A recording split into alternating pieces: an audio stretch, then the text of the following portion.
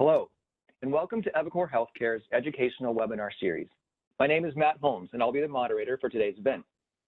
eviCore is a company that empowers the improvement of care by connecting patients, providers, and health plans with intelligent, evidence-based solutions to enable better outcomes.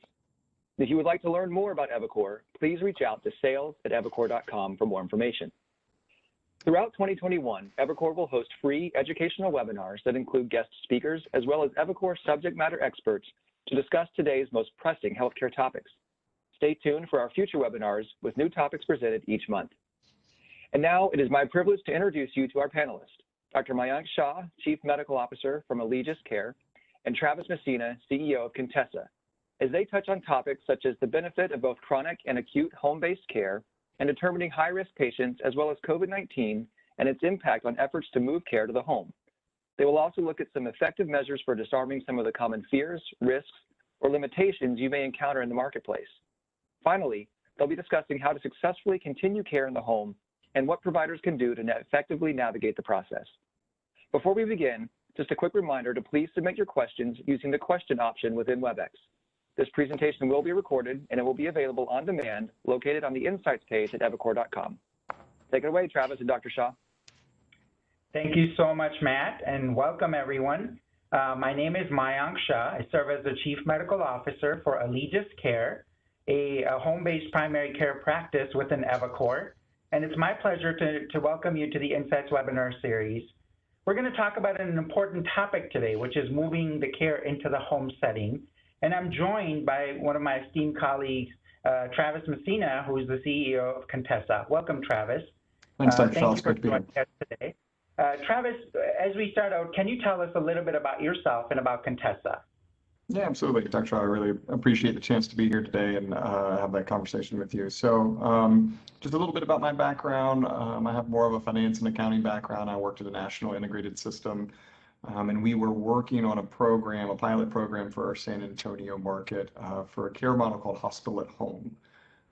And ultimately, that system was acquired by another national health system, and I really took the opportunity to start Contessa with some colleagues from that organization to launch Contessa and partner with health systems and health plans across the country to take this Hospital at Home program and make it a scalable national model. Just to give kind of a quick overview, if you ask 10 people what Hospital at Home is, you may get 20 answers, but the way that Contessa thinks about Hospital at Home, we're trying to identify those patients or those health plan members that have failed ambulatory treatment and really need to be admitted to the hospital for complications with, general medical conditions, things like congestive heart failure or cellulitis, COPD, things of that nature. And we identify those patients and members when they present at the ED or other access points for the healthcare system. We verify that they do indeed need hospital level care, but we offer them the opportunity to receive the same level of care that they would get in a gen med bed in their home over an episode of care by bringing, at least twice daily nursing visits. We provide infusion services, and we have virtual rounding by a hospitalist. And so it really is this great chance to replicate hospital level care in the home and really create another option for home-based care. But I know eviCore has done some really amazing things. We'd love to kind of hear you talk a little bit about the program and the model that you guys operate through your practice. Oh, thank you, Travis. That's an excellent capture of Contessa's work, and kudos to you for taking on more and more care, shifting into the home setting. eviCore has been on a similar journey. The company was started back in 1995 with a focus on delivering primary care in the home setting. I'm sure you recall back in 1940s, delivering primary care in the home was our primary model. With models like Dr. Marcus Welby, and so I think we take pride in bringing that back into our healthcare environment. Over the years, we had shifted more to an office-based setting or centers of excellence, and our goal was to really bring that high-quality care back in the home setting.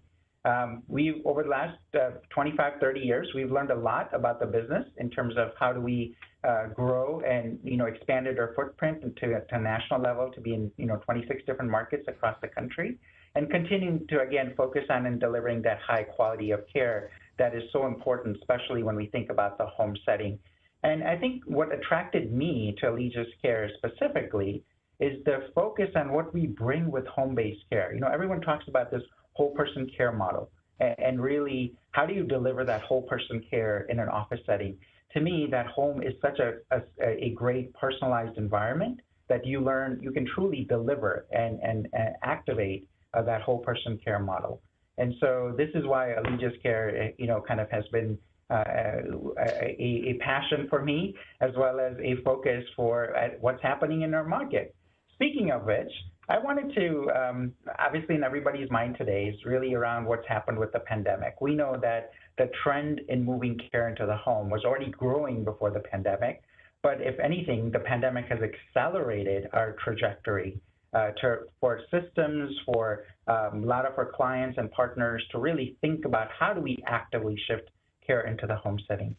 Can you talk a little bit about what your experience has been through this pandemic in terms of acceleration of your growth or potential business model, and how this landscape and has helped you, think about shifting that acute care model into the home setting? Absolutely, Dr. Shaw. It's really interesting. While obviously the pandemic has been a long-term catalyst for Contessa and the hospital at home program, our model more broadly, it was really fascinating to see that there was actually a short-term impediment to hospital at home. So if I look at a couple of events or experiences that we encountered, so one of our partners is the Mount Sinai Health System in New York, and I think as probably most everyone here today knows, New York was hit really hard in the United States. And we were working with our partners at Mount Sinai to really identify those patients that could go into the hospital at home program. Since we are targeting, as I mentioned, those that truly need inpatient level care, we're not trying to do ED level care or urgent care in the home. About 85% of the time when a patient or a member needs hospital level care, they show up at the ED. Well, I think as everybody knows as well, ED volumes fell through the floor, and what was left were patients that had an acuity that it would never be appropriate to send them into the home, right? Like we were seeing drastic increases in the acuity of patients that were presenting at the ED. So there was this short-term impediment. However, I would say a long-term catalyst for hospital at home operators and health systems across the country that are launching it was the initiation of an individual waiver by CMS. So historically, I would say the biggest rate limiting factor to hospital at home was the lack of reimbursement, primarily for Medicare fee-for-service beneficiaries.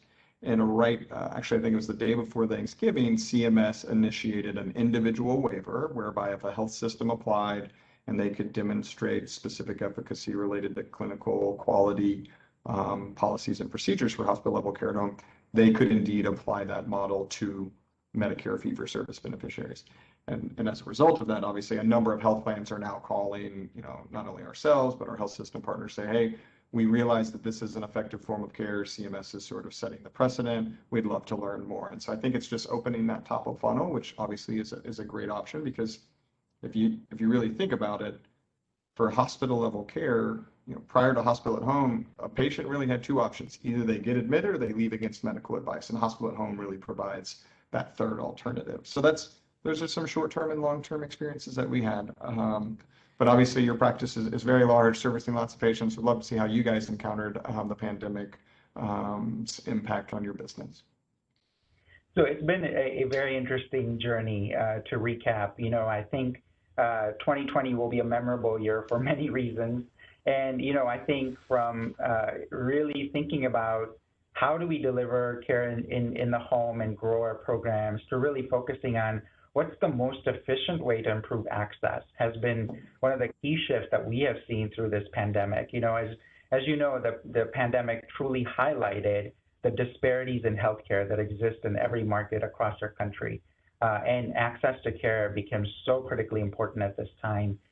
We were very naive to virtual care, as much as it's been around for over a decade now, but it hadn't taken off. And I think some of the relief and regulation, like you pointed out, helped us accelerate that pathway and continuing the connectivity with our patients, continuing to build that relationship, and then also think about how do we meet this challenge of, bridging this disparity gap by improving care to high quality care during this time. And so I think that has been a tremendous journey for us and a learning experience within Allegis on how the pandemic has impacted us. And the other big thing is the actual understanding of what home-based care can bring to the table has truly expanded, and the influence it can make in care delivery and outcomes has really grown.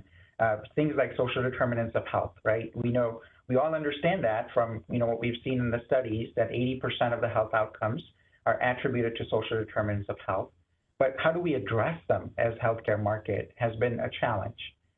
We come up with gaps here and there, but truly, how do we effectuate that? How do we customize a patient journey through healthcare? And I think those are the challenges that I saw an acceleration during the pandemic, especially for us in delivering that home-based care and seeing home-based care as a tool to get to that end point of a very customized experience. And so that's been an amazing part of kind of our journey, through this pandemic. And we are anticipating more change and innovation in this area as we go forward. And so I think that's the exciting part of what the pandemic has brought in terms of healthcare transformation for us.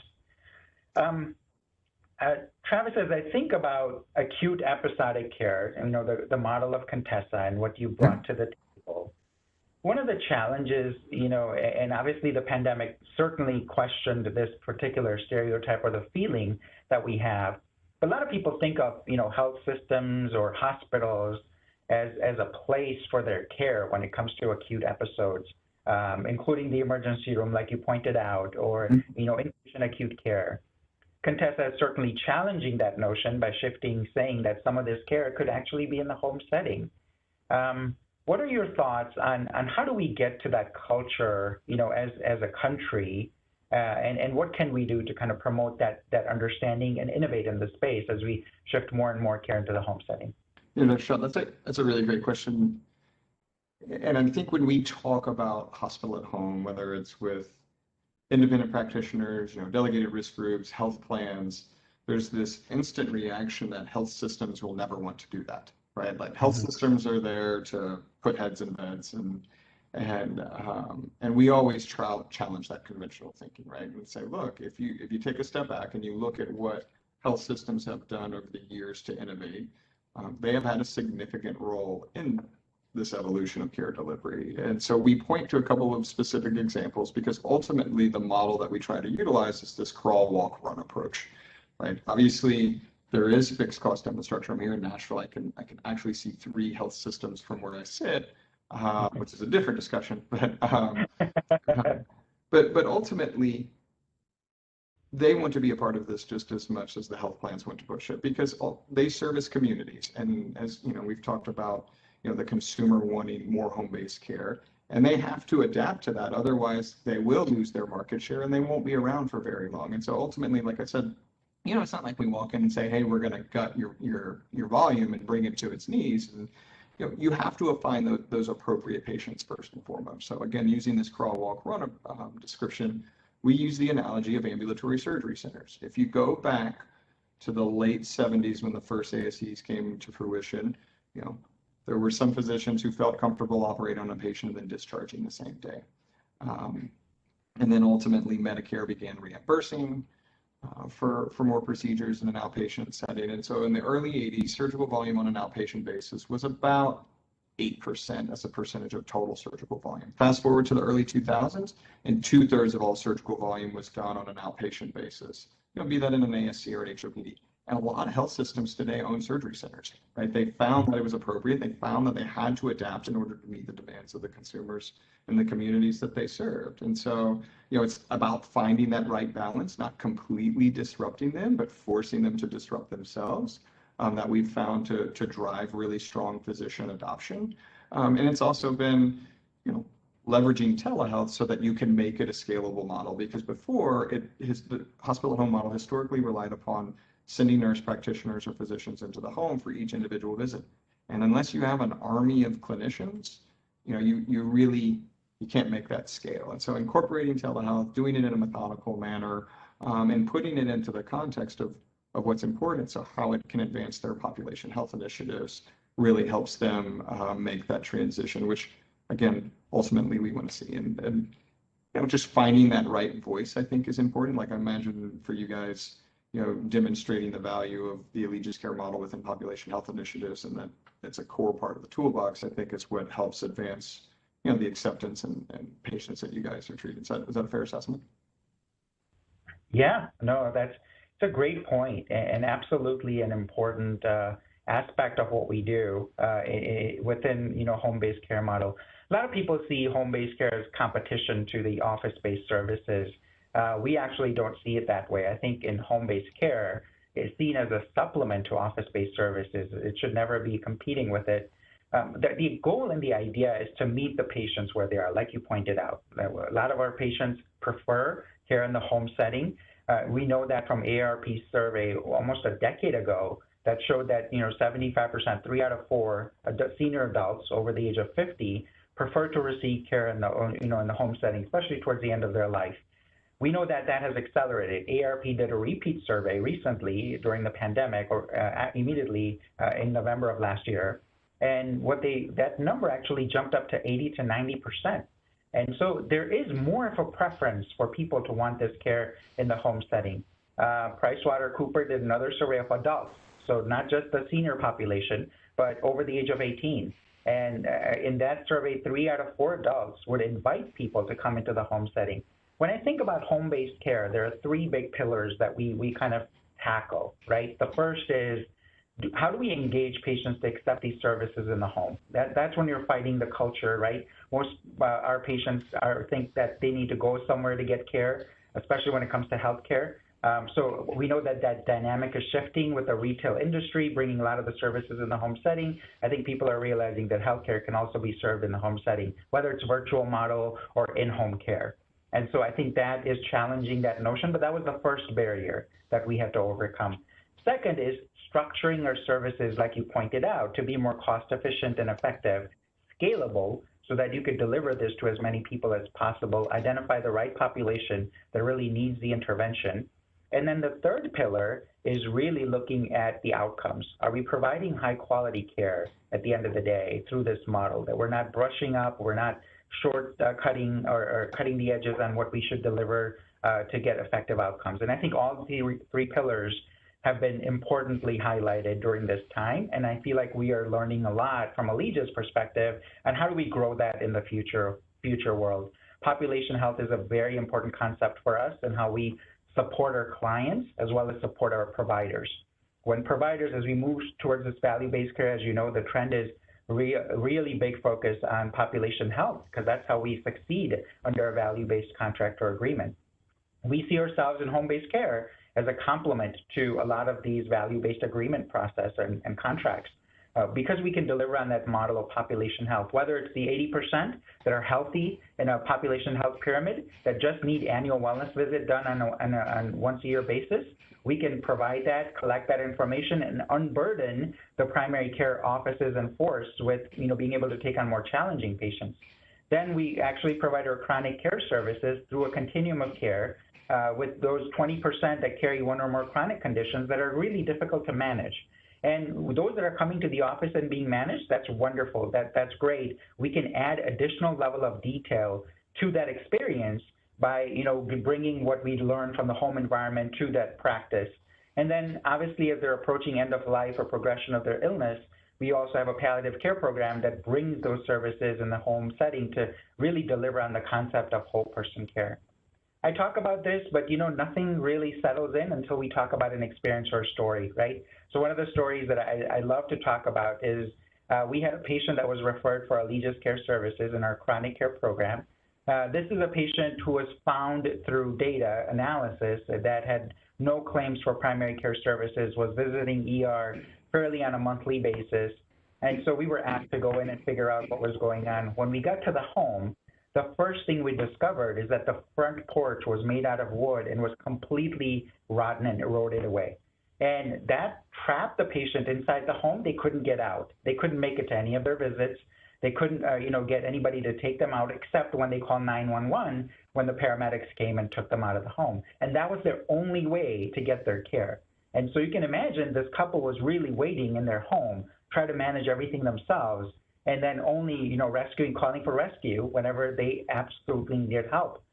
The first thing our team did was to take on the task of building their front porch. Through United Way and through other community organizations, we found volunteers that came to the home and built a brand new porch for this couple. And now they're able to be reconnected with their care team and get all of their care back. And this was such a phenomenal turnaround in this person's trajectory in terms of their care. but it just goes to show you what information, home-based care can really bring to the table. So speaking of which, Travis, talk to us a little bit about your experience in terms of the social determinants of health, even during an acute episode, and how you address that. Yeah, absolutely. And it's amazing to hear a story like that. I mean, you literally had a patient who was homebound, and it's great to hear sort of this acceptance. I think, I don't know, and I definitely want to get to the question, but it's just exciting for me to hear you describe the acceptance of practices, realizing like we can't be everything to everyone. And so let's focus on what we do really well. And obviously rendering care in the home, doing home-based primary care and palliative care, it's a different skill set. And seeing that willingness, much like what we see from health systems saying, hey, we're really good at running these types of hospitals, but when it's a virtual hospital, it's a different set of skills that's required. And particularly it's helping identifying things, just like you mentioned, like social determinants of health. And, there's a lot of these that I think we all know are really important drivers for those complications in the form of readmissions. I'll also use an example. We had a patient that we were treating in, I believe it was in our South Carolina market, and that's all I'll say after that. And while this patient had, the spouse as the power of attorney and could make the decisions for the patient being in the home, it was quickly evident to our care team that, perhaps that providing the necessary support for the acts of daily living of that patient was getting beyond the controlling capabilities of that spouse who had the power of attorney. And no one would have ever known this had they not been into the patient's home. And so identifying the fact that the spouse was not going out and getting the appropriate food. So the patient was having severe food insecurities. Like there were all these complicating effects that were going as a result of just being able to identify that. And being an elderly population, 75% of the patients we treat are geriatric patients. Being in the home later in the day gives us an ability to see those sort of sundowning effects, and so identifying those, bringing in the other family members so that we can have those conversations that I imagine you guys have so often. Your palliative care program is really what helps, and it all kind of brings to light a number of those, as you mentioned, the social determinants of health, whether it's food insecurities, medication errors, and lack of understanding. You just don't get that comprehensive view until you spend adequate time. And I think much like your program, I would imagine, and correct me if I'm wrong, I mean, these are not quick home health visits, right? I mean, our nurses are in the home, and these physicians are rounding for extended periods of time, and it's until you kind of have that extended one-on-one experience that you have the ability to identify that, as opposed to while appropriate, but shorter in duration home health visits. Is that a fair assessment of the Allegis care model? Absolutely. And, I always, when I talk about Allegis model and talk about what is it that's our secret sauce, right, that makes it work, and it's no secret. I mean, everybody knows this, that what makes primary care absolutely work and create the right outcome, it's not about the level of providers that you have or who's delivering the care. It's truly about the trusting relationship you build with that patient. And I think that is the foundational work that we take on. And you're absolutely right. I think it takes more time and a different skill set when you think about what do you need to bring into the table in the home setting. And you can't just take an office-based provider and put them in the field. It definitely does take a level of learning when you're out in the field to understand the impact that you can make. How do you build the relationship? There's a great study that I share, which is, I love talking about this. So originally back in the 90s when Allegis was launching, we were thinking about how do we make sense of this home-based care model, and is it really justified with office-based care? And one of the earliest studies that came out was a time study, and we looked at how long does it take to build a trusting relationship with a patient, right? On average, it's about 3 visits if you go to an office-based primary care provider. 3 to 4 visits. In some markets, it may be as high as 6 visits, depending on who are you seeing. Are you consistently seeing that provider or that physician? In our experience, that's 2 visits. Within 2 visits, we get that alliance, that trusting relationship, that we are their partner in their healthcare journey. And so to me, that's phenomenal, right? When you're taking out the opportunity cost of access to care, and then you're also expediting this trusting relationship that you can build with your patients. And so those two combined we see as a true advantage of what we bring to the table in home-based care. And I think I'm as passionate as you in thinking about how do we bridge in acute care, which is, I think, Contessa's model of thinking about how we bring that into the home setting with a chronic care model. There's great data that show that in stroke patients, recovery is expedited by months when you bring that care into the home setting versus in an institutional setting. And similarly, you talked about the readmission impact. There was a recent study that, by Brigham's that showed that when you shift the care into the home setting, there's a 70% impact on the readmission rate. And that's huge. That's Absolutely. Remarkable. So I think when we're trying to look at impactable opportunities and outcomes and improve quality of care, these interventions seem like a no-brainer to us, right? Way you can incorporate in a population health strategy to get you to the right outcome. So speaking of which, one of the second big relationship barrier that we need to tackle is the provider groups, right? Oftentimes they think of home-based care as competition. They may have questions about safety and their concern with bringing hospital in the home setting. Travis, talk to us a little bit about your experience and how do you work with providers and providers today? How should they think about hospital at home? Yeah, it's one we've been working very hard to solve. Obviously, provider adoption is kind of the holy grail. And so our Chief Medical Officer, Mark Montenay, geriatrician by training, he's been the CMO of 3 very large health systems. And he likens what we are trying to do to when he saw hospitalists first come into the health systems where he worked. And he said, naturally, there was this fear that you were going to take my patients away. And so once we get over that concern, the way in which we've approached it, and we feel very, very strongly about this, hospital at home is not for every provider. And that's not me saying it as a finance and accounting person, but that's our Chief Medical Officer. And that, look, it takes a specific level of comfort, not only from the nurses that are going into the home, but also for those hospitalists that are willing to say, hey, I'm taking a patient that I have always sent to the floor, and now I'm going to send them home. And I'm only going to use virtual visit capabilities as a physician to interact with that patient. Obviously, we have nurses in the home while those hospitalists are virtually rounding. But the only way in which you can get to an adequate number of patients is by having the hospitalist visits be virtual. So we work very closely with our partner health systems to identify a cohort of physicians that are the dedicated admitting hospitalists to a hospital at home program. We found that hospitalists are best suited for the program. And so by doing that, we send a team of individuals to the markets once we launch to educate them on what does make an ideal hospital at home candidate. Obviously, you don't want to take patients that would be in an observation status and send them into a hospital at home event. And I think that number one question that Dr. Montenay asks these new partners that really serves as a catalyst when there is hesitation, and obviously physician choice is paramount to everything. Those admitting hospitalists have the final determination as to whether or not a patient goes into a hospital at home program. He will simply ask them, hey, what would you do in the hospital differently that you can't do in the home? Like, what is required that you can't do in the home if I have the ability to have vital signs monitored on a real-time basis, if we can do infusion, mobile imaging, real-time lab turnarounds, what is required? Now, if a patient needs ICU level care, absolutely. If they need continuous monitoring, we are never going to question that. If they need a surgical event, obviously we're not doing cabbage in the home.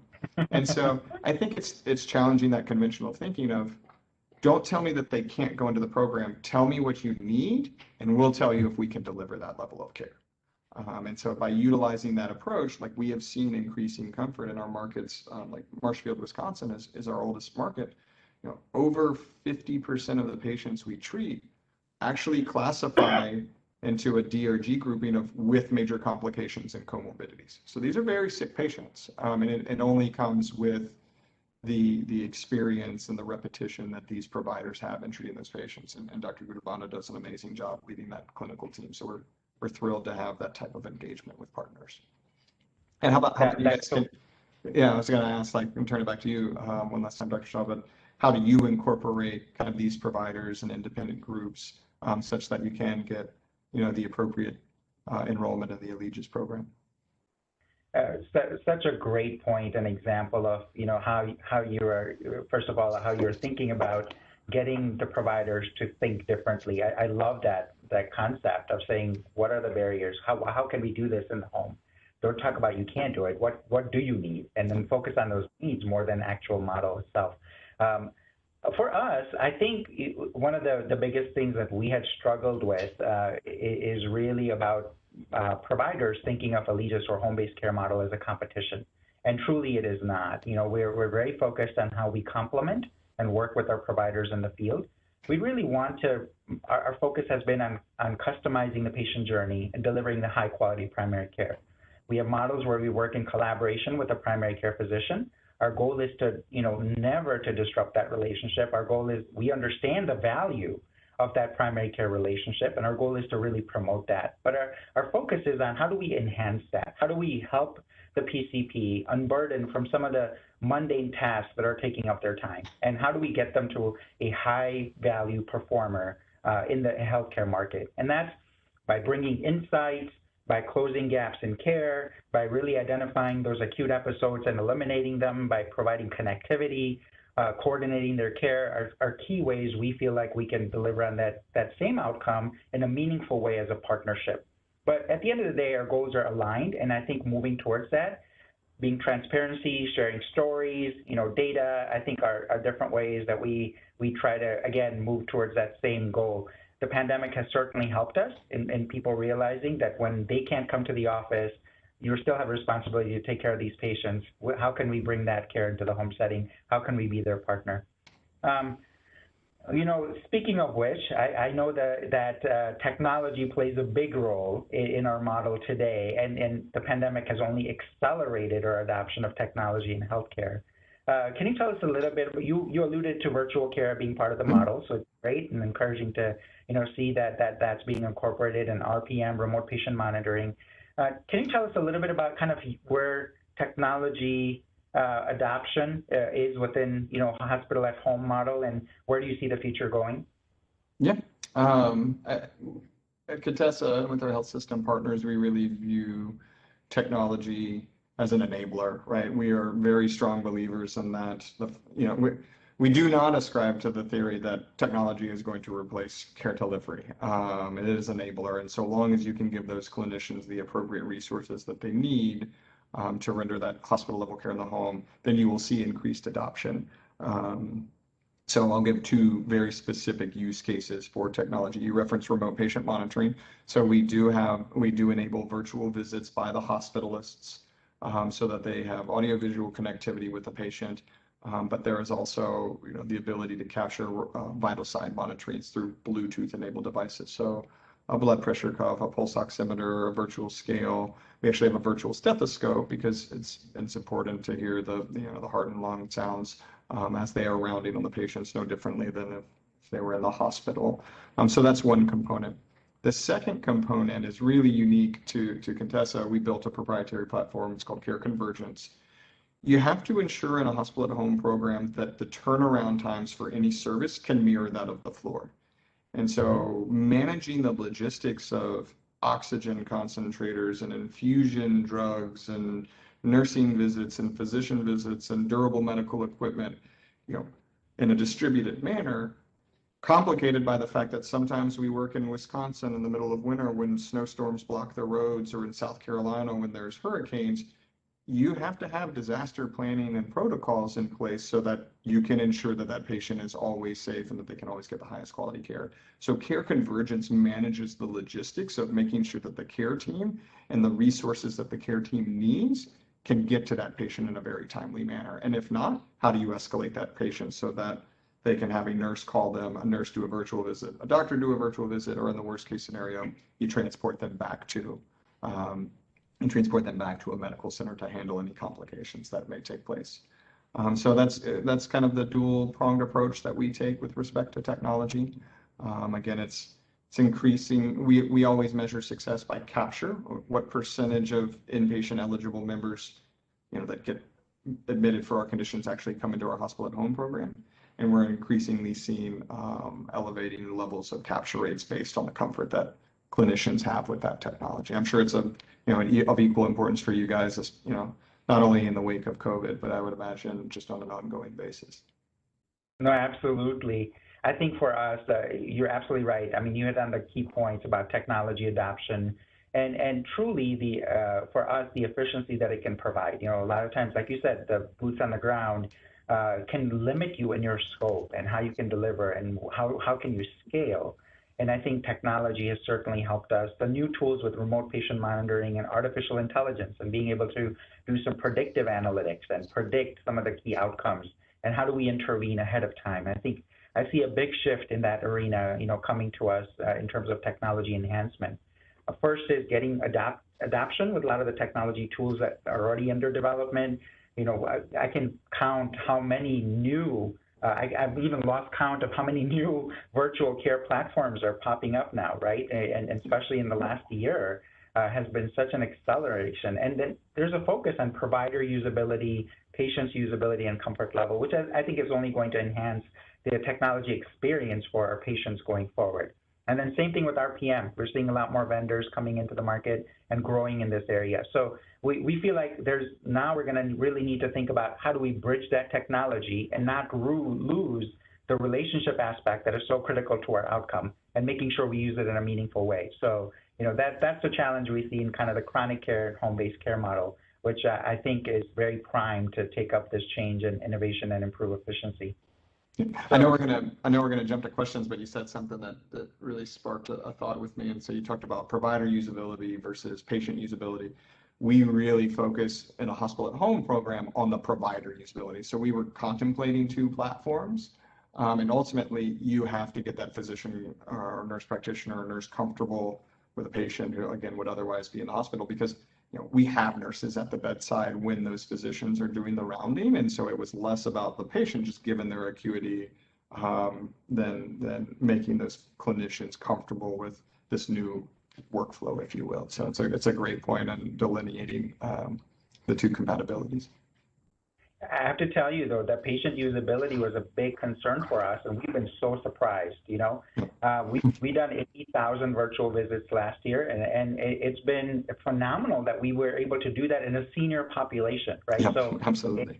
It's blown us away that our patients have really become amenable to adapting technology in healthcare. So now, I think the value proposition is very clear. We know that there's definitely benefit to shifting care in the home setting from a population health perspective. It helps us win in value-based agreements, and I think there's a definite need. Patients want it, as we know from the surveys, and the pandemic has accelerated the technology and innovation in this space. So there should be no reluctance in health systems, providers, and healthcare market continuing to shift in this direction. So, thank you for sharing your insights. We're going to jump to the question answer session. And there's a great question that came in that I wanted to ask, kind of get your thoughts on. The question is, how do you deal with limited English proficient patients in the models and when you deliver care in the home setting?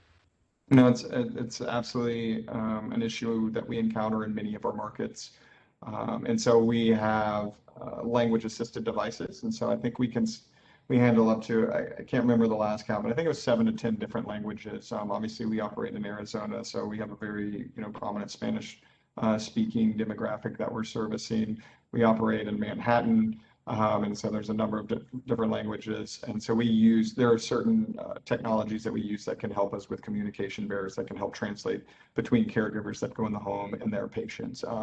So it's never a rate limiting factor on our end, but I'm slipping on the name of the technology that we utilize. I know how that goes. We have a similar approach in Allegis Care as well. We use a lot of the translation services, especially for those critical conversations. It's critically important, especially when we're talking about things like advanced directives. You want to make sure there's a clear understanding with the patient. The other thing that we do is, because we have a market presence and boots on the ground, we're very mindful of what our community needs are and making sure that when we hire and train providers, that we are matching the demographics of the communities that we serve. And that has helped us make sure that we have culturally and linguistically matched providers that are providing the services in our markets. But we continue to evolve on that and look at tools and technology that can really help us get there. We've used, a lot of translation tools that are available, that you can adapt. But we do rely on a lot of the translation services for delivering that, especially for linguistically competent care. And then cultural competency is always an evolving thing for us. part of our SDOH assessment is looking at those gaps and then really figuring out how do we bridge that, how do we connect with the community and convey the right message, what can we learn as a team. And our interdisciplinary team meeting, that's a constant topic that we talk about periodically, that brings back these cultural lessons that the entire team can learn and make sure that they're aware of that sensitivity as they deliver the care. Excellent. We have another question that's come in, and this question is around quality of care. So I have to tell you that I'm very passionate about quality, having worked in many different healthcare systems and having worn the CMO hat for a while. Quality is definitely a driver when it comes to clinical care. The question is around, we have metrics around hospital-based quality. Travis, can you talk to us about what do you use for quality measures when it comes to home-based episodic or acute care? Absolutely. We try and make things that are most pertinent to our program, and we track a number of things that would be relevant to a traditional hospital stay. So we track falls, pressure ulcers. We don't call them hospital-acquired infections because they're not in a hospital, but we do track infection rates. We do track readmissions. We track escalations. So the first few days of our program is considered the acute phase. That is, it's a 30-day episode. And so if a patient needs to go back to a medical center, we consider that an escalation no differently than if a patient goes from a gen med bed to the ICU or to a step-down unit. But those are just some of the metrics that we track. We have a number of operational metrics, like the amount of time it takes from point of identification to leaving the hospital, because ED turnaround is important. And then we do a subset of HCAHPS questions, while not clinical and quality related, for a patient satisfaction survey. Obviously, again, not all of them are relevant. If the food's not good, can't really do anything about that. But we track those patient satisfaction metrics as well. Oh, that's a great point, and I love that. Very good. Similarly, Allegiance Care in the home-based care setting, I think you have to be mindful. Not all of the office-based metrics apply to us, like wait times and things like that, but certainly we have patient experience metrics that we focus on. We also focus on a lot of the HEDIS-based metrics on quality outcomes. And because our focus is long-term, we look at short-term metrics, which are, how do we close those HEDIS gaps in that year, versus also looking at long-term. How are we doing with mortality? Are we helping them live longer? Are we really getting to the right outcome and avoiding, very traumatic events in their life, whether that's self-injury or with their health? And so, again, the same level of diligence. I think it's important in care delivery that we are focused on quality outcomes, and no matter how you are delivering that care. But home-based care is specifically challenging because you don't have the same application of those standardized metrics that you might have, in the office or hospital setting. Another great question that's come up, the question is from a nurse who's been in the field for about 15 years, and she says the people who need the most care and services are usually at poverty level without any computer or smartphone. How do you address this lack of technology in the home?